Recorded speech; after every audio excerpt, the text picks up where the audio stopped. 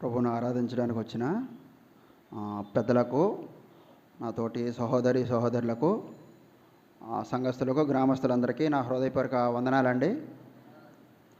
ఆరాధన సహాయార్థం కొన్ని వచనాలు చదువుదాం. చూడండి, కీర్తనల గ్రంథము 100వ కీర్తన.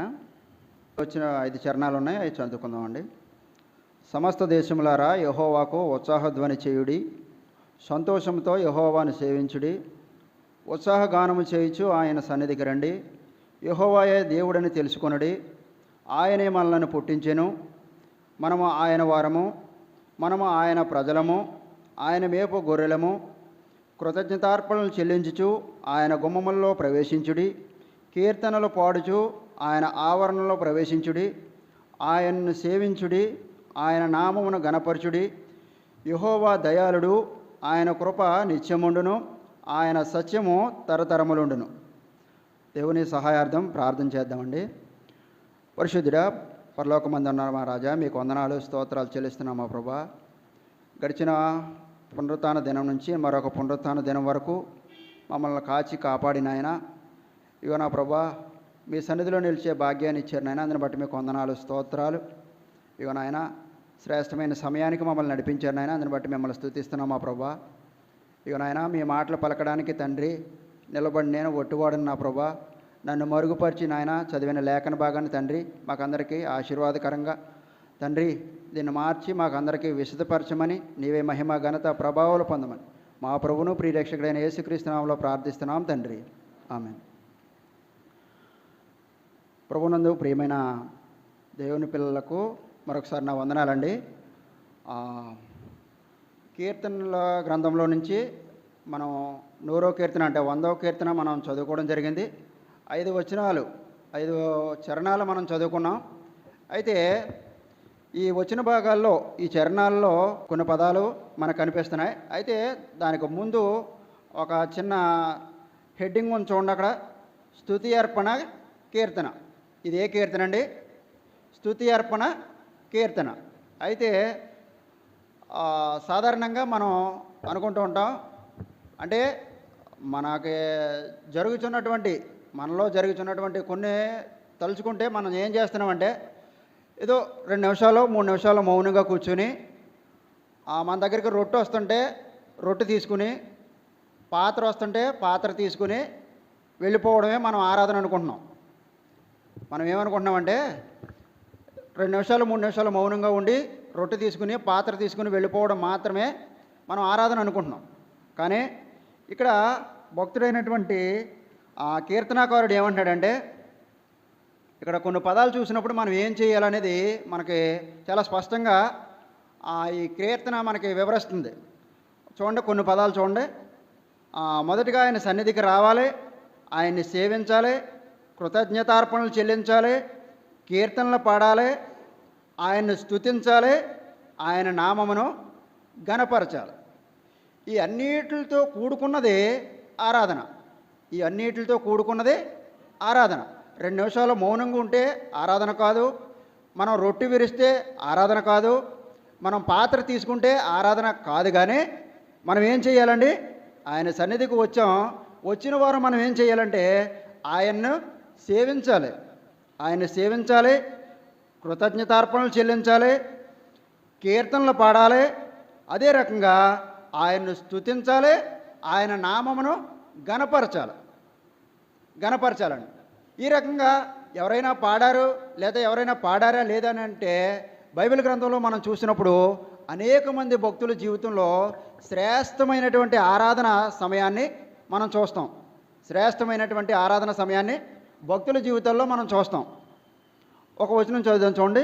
నిర్గమకాండము 15వ అధ్యాయము 1-2 వచనాలు చదువుతున్నాను చూడండి. అప్పుడు మోషేయు ఇశ్రాయేలీయులను యెహోవాను గూర్చి కీర్తన పాడిరి, యెహోవాను గూర్చి గానము చేసేదను, ఆయన మిగుల అతిశయించి జయించెను, గుర్రమును దాని రౌతును ఆయన సముద్రములో పడద్రోసెను. ఇక్కడ ఇశ్రాయేలీయులకి కలిగినటువంటి ఒక గొప్ప శ్రమ నుండి దేవుడు వారిని విమోచించాడు. ఎలా విమోచించాడంటే, ఎర్ర సముద్రాన్ని 2 పాయలుగా చేసి వారిని బయటికి రప్పించి, ఐగుప్తు దాస్యం నుంచి ఐగుప్తు చెరలో నుంచి వారిని బయటికి రప్పించి వారికి విమోచన కలగజేశాడు. వారికి విమోచన కలగజేసిన విధానాన్ని బట్టి ఆయన దక్షిణ హస్తంతో వారిని బయటికి రప్పించినటువంటి ఆ దేవుని యొక్క బలాతిశయమును బట్టి మోషేయు ఇశ్రాయేలీలు ఏం చేస్తున్నారండి? మళ్ళీ చదువుతున్నాను చూడండి. అప్పుడు మోషేయు ఇశ్రాయేలీలను యెహోవాను గూర్చి ఈ కీర్తన పాడిరి. దేవుడు ఆయన బలాతిశయము చేత, ఆయన దక్షిణహస్తపు బలము చేత వారిని బయటికి రప్పించిన విధానాన్ని బట్టి వారు ఏం చేస్తున్నారండి? పాట పాడుతున్నారు.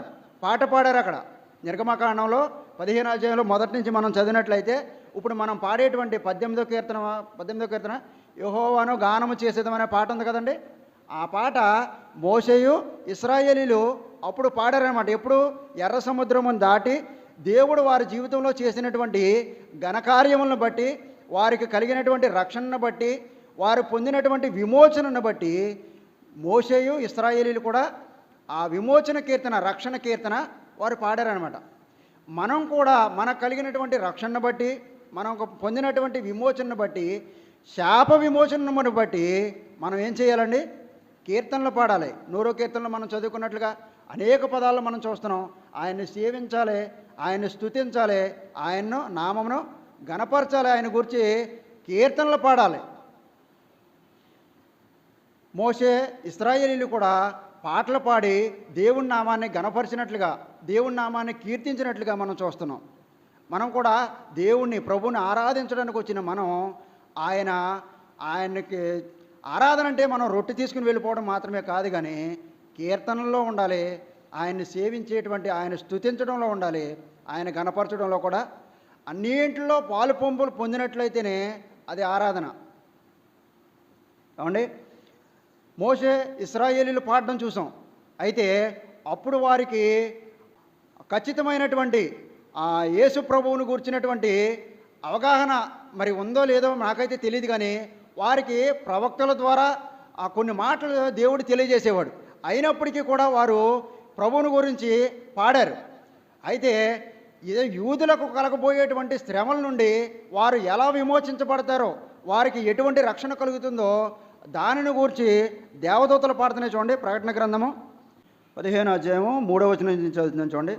వారు, ప్రభువా, దేవా, సర్వాధికారి, నీ క్రియలు ఎలాంటివంటండి? నీ క్రియలు ఘనమైనవి, ఆశ్చర్యమైనవి, యుగయుగములకు రాజా, నీ మార్గములు న్యాయములను సత్యములనై ఉన్నవి. ప్రభువా, నీవు మాత్రము పవిత్రుడవు, నీకు భయపడిన వాడెవడు? నీ నామము మహిమపరచని వాడెవడు? నీ న్యాయ విధులు ప్రత్యక్షపరచబడినవి గనుక జనులందరూ వచ్చి నీ సన్నిధిని నమస్కారము చేసేదరని చెప్పుచు దేవుని దాసుడగు మోషే కీర్తనయు గొర్రెపిల్ల కీర్తనయు పాడుచున్నారు. దేవదూతలు యూదులకు కలగబోయేటువంటి విమోచన, యూదులకు కలగబోయేటువంటి రక్షణను గూర్చి దేవదూతలు ఇక్కడ పాడుచున్నారు. ఏమనంటే ప్రభువుని గణపరుస్తూ ఉన్నారు. ఏమండి? మోషే ఇశ్రాయేలీలు ప్రభువుని గణపరుస్తున్నారు, పాటలు పాడుతున్నారు. దేవదూతలు యూదులు కలగబోయేటువంటి రక్షణను గురించి, వారు కలిగినటువంటి దేవుని దర్శనం నుండి వారు ప్రభువుని గణపరుస్తున్నారు. ఆయన రాజ్యం ఎలాంటిదో, ఆయన సత్యం ఎలాంటిదో, ఆయన న్యాయం ఎలాంటిదో, ఆయన నామానికి కలిగినటువంటి ఘనత ఎలాంటిదో వారు వర్ణిస్తూ ఉన్నారు. ఈ రకంగా మోషే ఇశ్రాయేలీలు దేవుణ్ణి పాటలు పాడి లేదా ఆరాధన చేసి వారు స్తుతిస్తున్నారు, గణపరుస్తున్నారు. ఇక్కడ దేవదూతలు కూడా స్తుతిస్తున్నారు. కానీ మనం ఏం చేయగలుగుతున్నాం? ఈ పాటలు పాడగలుగుతున్నామా? దేవుణ్ణి కీర్తించగలుగుతున్నామా? దేవునికి స్తుతి అర్పణ చేయగలుగుతున్నామా మనం?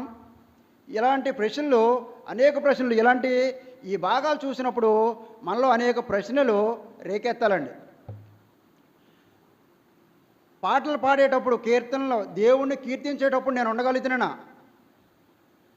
లేకపోతే ఆయన స్తుతులు చెల్లించేటప్పుడు నేను స్తుతులు చెల్లించగలుగుతున్నానా? ఇటువంటి ప్రశ్నలు మనలో కలగాలండి. వారికైతే శత్రువుల్ని సంహరించి ఇశ్రాయేలుని ఎర్ర సముద్రంలో నుంచి బయటికి రప్పించాడు. కానీ ఐగుప్తీయులను మాత్రం దేవుడు ఏం చేశాడండి? ఎర్ర సముద్రంలో ముంచివేశాడు. అంటే శత్రువుల్ని సంహరించాడు. శత్రువుల్ని సంహరించిన దేవుడు మన దేవుడు. అయితే నిన్ను నన్ను మనల్ని సంహరించడానికి ఆయన ఇష్టపడలేదండి. ఐగుప్తీయులంటే మంచి బలమైన వారు, వారి దగ్గర కొంత యుద్ధ ప్రావీణ్యత ఉంది. అయినప్పటికీ కూడా ఇటుకలు తీసుకుని జీవనాన్ని కొనసాగించినటువంటి ఇశ్రాయేలీల తరపున దేవుడు ఉన్నాడు కాబట్టి వారు వీరిని ఏమీ చేయలేకపోయారు. వారు హతమొందారు, సముద్రంలో ముంచివేయబడ్డారు. మన దేవుడు అలా హతము చేయడానికి రాలేదు, కానీ మనలను రక్షించడానికి, మన పాపము నుండి మనల్ని విడిపించడానికి, విమోచించడానికి ఆయన మానవునిగా, ఆయన దేవునితో సమానమైన వాడే కానీ మానవునిగా నీ కొరకు నా కొరకు వచ్చి మనకు గొప్ప రక్షణ అనుగ్రహించడానికి వచ్చాడండి. అయితే వాళ్ళకి లేనటువంటి గొప్ప భాగ్యం మనకి ఎలా కలిగిందంటే చూడండి, లూకా సువార్త 1వ అధ్యాయము 68 నుంచి చదువుతున్నాను చూడండి. ప్రభు అయిన ఇశ్రాయేలు దేవుడు స్తుతింపబడును కాక, ఆయన తన ప్రజలకు దర్శనమిచ్చి వారికి విమోచన కలగజేశాను.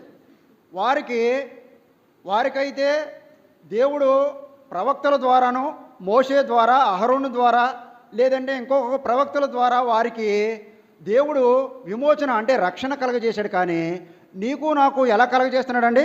ఇక్కడ చూడండి, ప్రభు అయిన ఇశ్రాయేలు దేవుడు స్తుతింపబడును గాక, ఆయన తన ప్రజలకు దర్శనమిచ్చి, ఆయన దర్శనమిచ్చాడండి.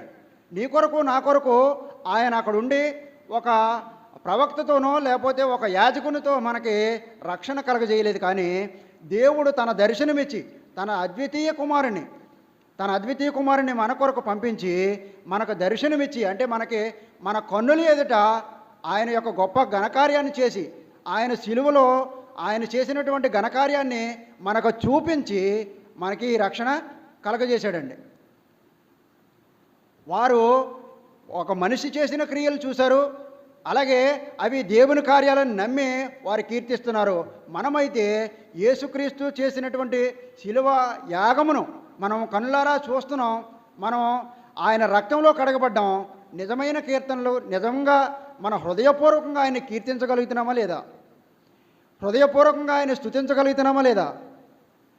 హృదయపూర్వకంగా ఆయన గణపరచగలుగుతున్నాం మనం? వారు ఎటువంటి వారి కలిగినటువంటి విమోచనను బట్టి పాటలు పాడారు, దేవుని స్తుతించారు, దేవుని కీర్తించి కొనియాడి ఆరాధన చేశారండి.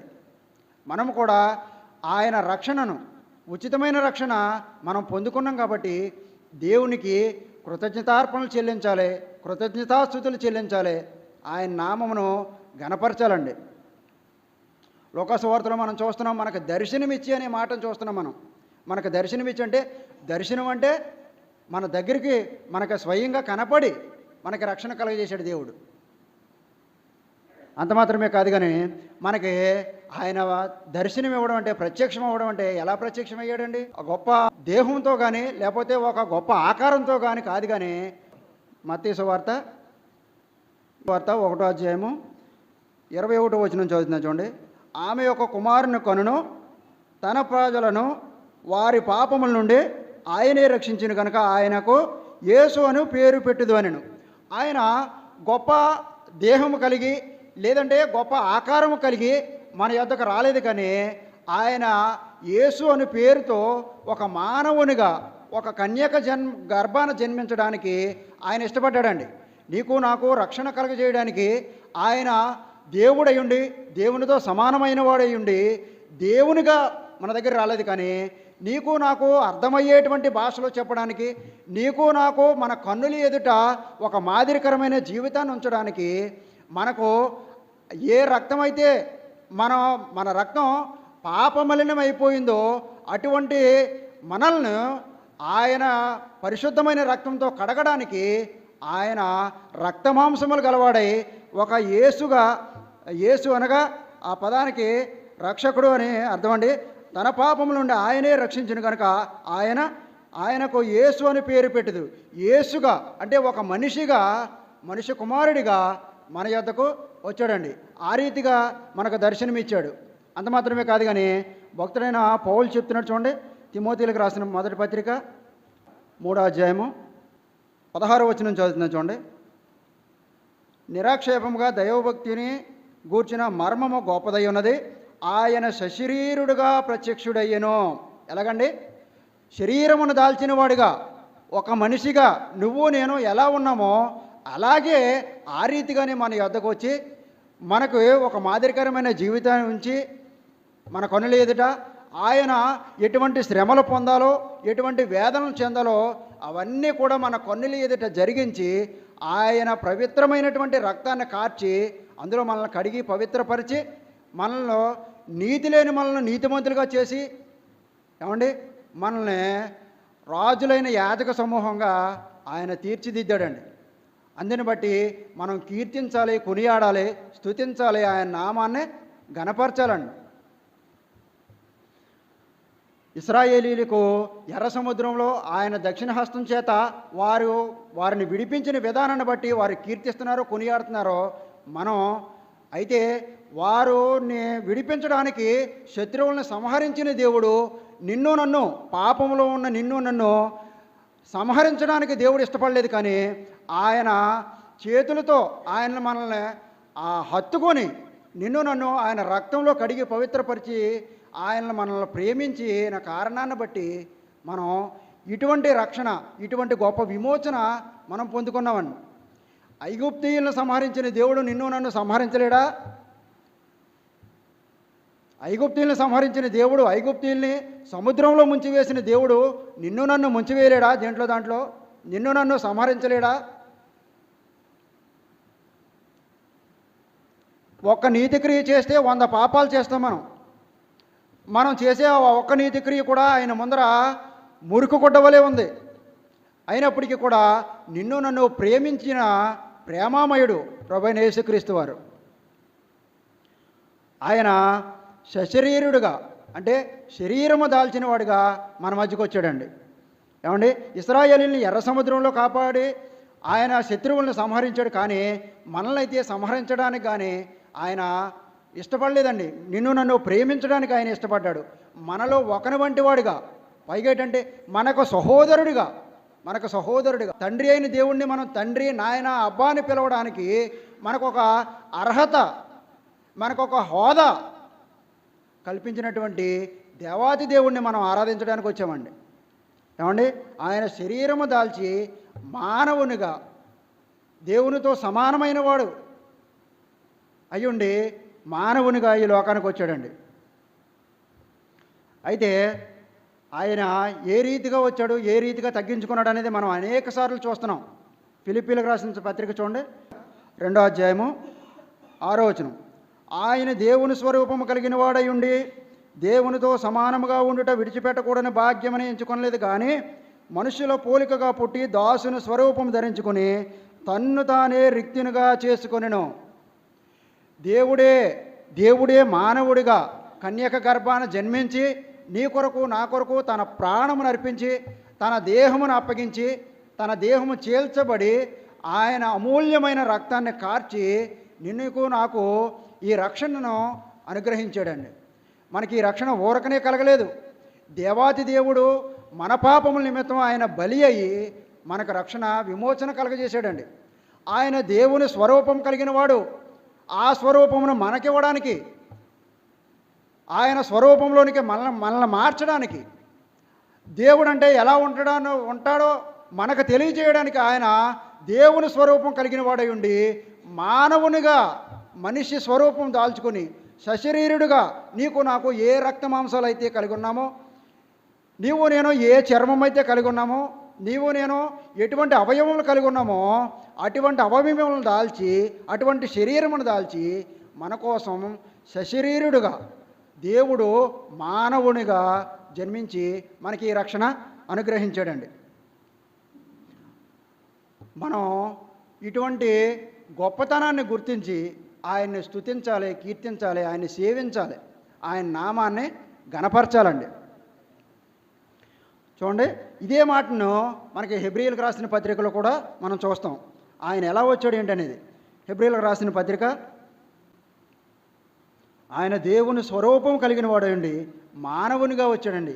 మానవునిగా వచ్చి సశరీరుడుగా ఆయన రక్తమాంసంలో పాలివాడై మనలో ఒకని వంటి వాడై మనకు సహోదరుడిగా ఉండి తండ్రిని తండ్రి, అబ్బా, నాయన అని పిలిచేటువంటి ఒక గొప్ప అధికారమును, ఒక గొప్ప రక్షణను మనకు ఇచ్చి ఇశ్రాయేలీలతో సహపౌరులుగా మనల్ని చేశాడండి. దేవుని స్వరూపం కలిగిన వాడు. ఇదే మాటను హెబ్రీలకు రాసిన పత్రికలో చూడండి ఎలా రాశారో. హెబ్రీలకు రాసిన పత్రిక 1వ అధ్యాయము 1 నుంచి చదువుతున్నాను చూడండి. పూర్వకాలమందు నానా సమయంలోనూ నానా విధములుగాను ప్రవక్తల ద్వారా మన పితరులతో మాట్లాడిన దేవుడు ఈ దినములు అంతమంది కుమారుని ద్వారా మనతో మాట్లాడెను. ఆయన ఆ కుమారునికి సమస్తమునకును వారసునిగా నియమించెను. ఆయన ద్వారా ప్రపంచములను నిర్మించెను. అయితే ఇక్కడ నుంచి చూడండి, ఆయన దేవుని మహిమ యొక్క తేజస్సు. ఆయన ఎవరండి? దేవుడే, దేవునితో సమానముగా ఉన్నవాడే. కానీ మానవునిగా ఇక్కడికి వచ్చాడు, మనుష్య కుమారునిగా, అంటే మనిషిగా మానవ స్వరూపం కలిగి ఇక్కడికి వచ్చాడండి. ఇక్కడికి వచ్చాడు. అందుకని చెప్పేసి మానవునిగా వచ్చాడు కదని చెప్పి కాకుండా కాడండి, దేవుడే మానవునిగా వచ్చాడనమాట. అయితే ఇక్కడ మనం చూస్తున్నాం చూడండి, బోర్డు మీద చిన్నపిల్లలకు బొమ్మ వేసాం చూడండి, మనకు బాగా అర్థమవడానికి చెప్తున్నాను. సూర్యుడు కొన్ని లక్షల కిలోమీటర్ల అవతల దూరంగా భూమికి ఉన్నాడండి. భూమికి కొన్ని లక్షల కిలోమీటర్ల దూరంగా ఉన్నాడు. కానీ ఆయన నుంచి కిరణాలు భూమి మీదకి వస్తున్నాయి. అంటే అది ఏమై ఉందండి? సూర్యకిరణాలు ఇక్కడికి వస్తున్నాయంటే ఆ తేజస్సును మనం చూడగలుగుతున్నాం. ఇవి కిరణాలు వేరు, సూర్యుడు వేరా? కిరణాలు వేరు, సూర్యుడు వేరు కాదు. కిరణాలు సూర్యుల్లో భాగమే. సూర్యుని నుంచి వచ్చేటువంటి అది తేజస్సు. దేవుడు కూడా, మన ప్రభువైన యేసుక్రీస్తు కూడా ఆయన మానవునిగా, అంటే దేవుని స్వరూపం ఎలా ఉంటుందో మనకు తెలియజేయడానికి, మనము దేవుని స్వరూపమును చూడడానికి, అంటే దేవుని స్వరూపమే మన స్వరూపం, మనిషిని తన స్వరూపంలో చేసుకున్నాడు. దేవుడు అంటే ఏదో పెద్ద విచిత్రమైన రూపాలు కలిగి ఉండడు. కానీ మనం ఎలాగైతే ఉన్నామో దేవుడు అలాగే ఉంటాడని మనకు చూపించడానికి, మనల్ని దేవుని స్వరూపం ఎలా ఉంటుందో మనకు చూపించడానికి కూడా అన్ని రకాలుగాను ఆయన మానవునిగా దిగి వచ్చాడండి. సూర్యుడి నుంచి వచ్చే కాంతి తేజస్సును మనం చూస్తున్నాం.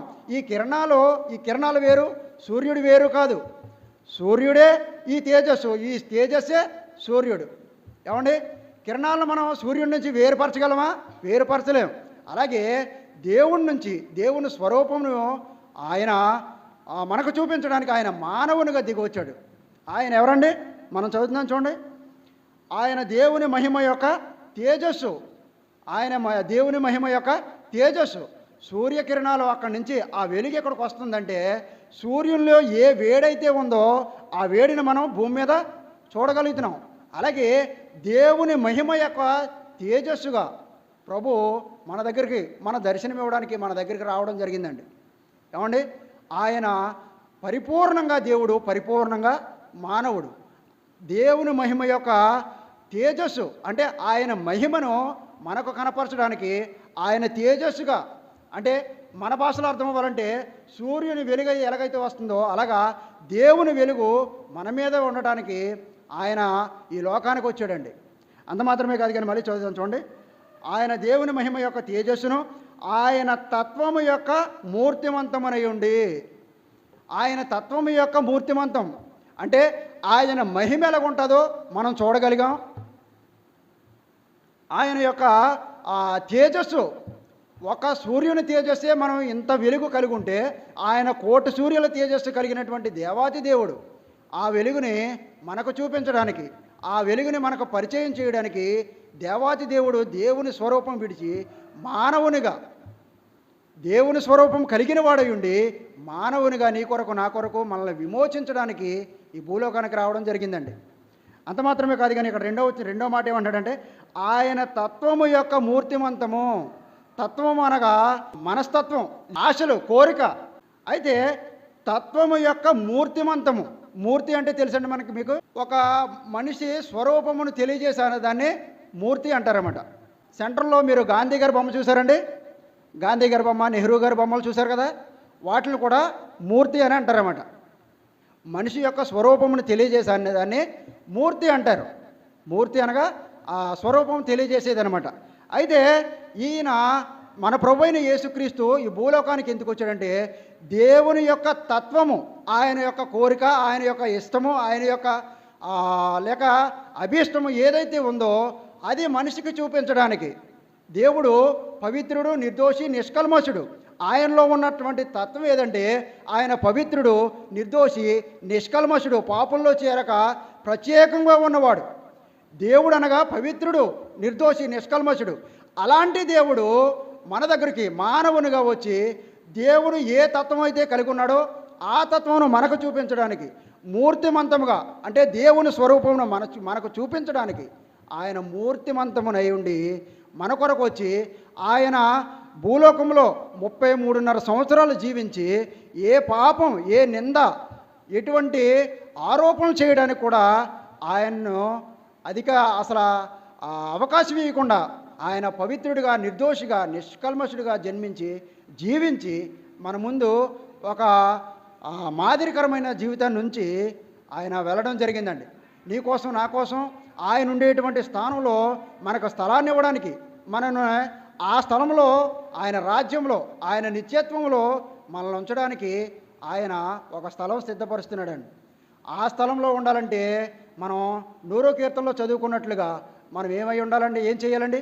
ఆయన సన్నిధికి రావాలి, ఆయన్ని సేవించాలి, కృతజ్ఞతార్పణలు చెల్లించాలి, కృతజ్ఞతాస్తుతులు చెల్లించాలి, ఆయన నామమును గణపరచాలండి. ఇవన్నీ చేస్తేనే ఆరాధన. 2 నిమిషాలు మౌనంగా ఉండి రొట్టె తీసుకుంటే ఆరాధన కాదు. 2 నిమిషాలు మౌనంగా ఉండి పాత్ర తీసుకుంటే ఆరాధన కాదు. పాటలు పాడాలి, కీర్తించాలి, కొనియాడాలి, కృతజ్ఞతాస్తుతులు చెల్లించాలి, కృతజ్ఞతార్పణలు ఇవ్వాలి. అంత మాత్రమే కాదు, కానీ ఆయన నామాన్ని గణపరచాలి. ఆయనది ఎలాంటి నామం అంటే శక్తి కలిగినటువంటి నామం, నిన్ను నన్ను విమోచించినటువంటి నామం. ఆయన నామంలోనే స్వస్థత ఉందండి. ఏమండి? దేవుని నామాన్ని ఇశ్రాయేలీలు పాడి కీర్తిస్తూ కొనియాడుతూ వారు ఆరాధన చేస్తున్నారు. ఏమండి? వారు దేవుని శక్తిని తెలుసుకుని పాటలు పాడుతున్నారండి, కీర్తనలు పాడుతున్నారు. దేవుని శక్తి ఏంటో గుర్తెరిగా మనం, దేవుని శక్తి ఏంటో గుర్తించి ఆయనకు కీర్తించగలుగుతున్నాం. మనం కీర్తించాలండి. దేవుని శక్తి అనగా ఇక్కడ మనం చదువుతున్నాం కదండి, ఆయన శత్రువుల్ని సంహరించగలిగిన వాడే. కానీ నిన్ను నన్ను సంహరించడానికి ఆయన ఇష్టపడలేదండి. నిన్ను నన్ను ప్రేమించడానికి, మనల్ని హత్తుకోవడానికి ఆయన ఇష్టపడ్డాడు. అటువంటి దేవాతి దేవుణ్ణి మనం పూజించడానికి వచ్చామండి.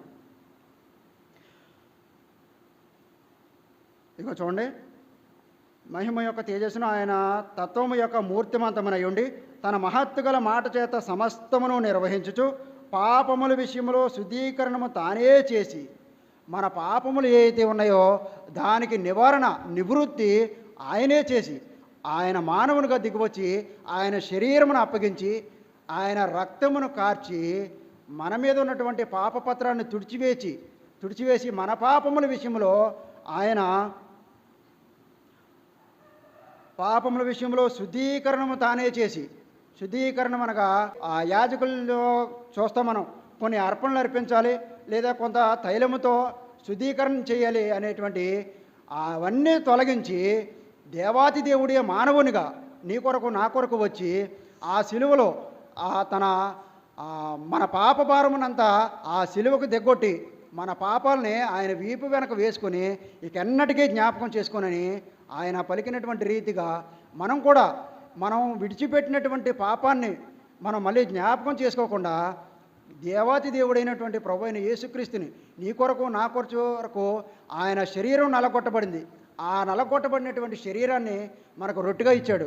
నిన్ను నన్ను కడిగి పవిత్రపరచడానికి ఆయన కార్చిన రక్తాన్ని మనకు పాత్రగా ఇచ్చాడండి. ఏమండి? ఆయన ఎవరో తెలుసుకున్నాం, ఆయన తత్వం ఏంటో తెలుసుకున్నాం. ఆయన పవిత్రుడు, నిర్దోషి, నిష్కల్మషుడు. అటువంటి దేవుణ్ణి ఆరాధించడానికి వచ్చిన మనం కీర్తనలు పాడాలి. ఎలా పాడాలి? పవిత్రంగా ఉండి పాడాలి, పరిశుద్ధంగా ఉండి పాడాలి. పరిశుద్ధం అంటే పరిశుద్ధత, ఆరాధన అంటే యెహెజ్కేల్ లివింగ్స్టన్ గారు అనే ఒక భక్తుడు, ఆయన దేవుని దాసులు ఒక మాట చెప్పారండి. అది నన్ను చాలా బాగా హత్తుకుంది. ఏంటంటే మనిషికి నిజమైన ఆరాధన చేయాలి అని అంటే పరిశుద్ధత కావాలంటండి. పరిశుద్ధత ఉన్నప్పుడే మనిషికి ప్రేమ కలుగుద్దంట. పరిశుద్ధత ఉన్నప్పుడే, మనలో పరిశుద్ధత, మనలో పాపం ఉందంటే మనం ఒక సహోదరుని ప్రేమించలేం, పెద్దలను ప్రేమించలేం, సంఘాన్ని ప్రేమించలేం, దేవుణ్ణి అంతకన్నా ప్రేమించలేం. మనలో పరిశుద్ధత ఎప్పుడైతే ఉందో అప్పుడు సంఘాన్ని ప్రేమిస్తాం, సంఘంలో సహోదరులను ప్రేమిస్తాం, దేవుని దాసులను ప్రేమిస్తాం, దేవుణ్ణి ప్రేమిస్తాం. ఈ పరిశుద్ధతలో నుంచి ఆయన ఏం చెప్పాడంటే, పరిశుద్ధతలో నుంచి ప్రేమ పుడుతుంది అని చెప్పాడండి. ఈ ప్రేమలో నుంచి ఏం పుడుతుందంటే ఆరాధన పుడుతుందండి. ప్రేమలో నుంచి ఆరాధన పుడుతుంది. పరిశుద్ధత ఉంటే దేవుణ్ణి ప్రేమిస్తాం, దేవుణ్ణి ప్రేమిస్తాం. పరిశుద్ధత ఉండి దేవుణ్ణి ప్రేమిస్తే దేవుణ్ణి ఆరాధించగలుగుతాం. దేవుణ్ణి ఆరాధించగలిగామంటే దేవుని గురించినటువంటి కొన్ని మాటలు మనం చెప్పగలుగుతాం. ఏమండి,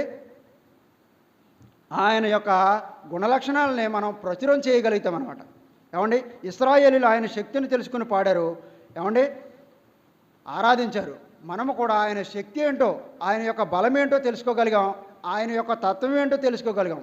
అలాగా పవిత్రులుగా ఉండి, ఏమండి, నిర్దోషులుగా ఉండి, పాపమును విడిచిపెట్టినటువంటి మనం ఒక నూతన స్వభావాన్ని ధరించుకున్నాం. కాబట్టి ఆ నూతన స్వభావం కలిగి, ఏమండి, ఆయన ఆరాధించాలని కోరుకుంటూ ఈ మాటలు ముగిస్తున్నాను అండి. దేవుడు తన పరిశుద్ధ లేఖనమును మనందరి వెనుకల్లో దీవించి ఆశీర్వదించిన కాక. వందనాలండి.